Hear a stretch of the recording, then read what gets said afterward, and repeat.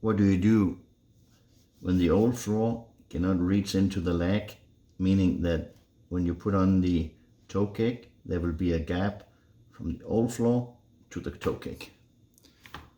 How do you deal with that?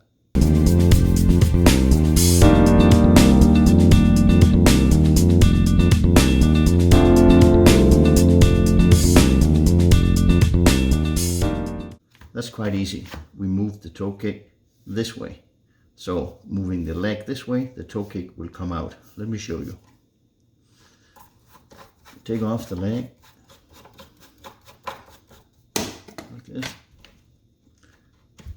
Take off the base of the leg.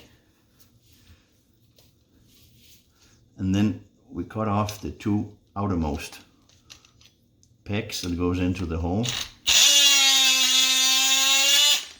That's one. That's two. Be careful not to cut your fingers off. Then you put it back on, but only using the two outer holes under the cabinet.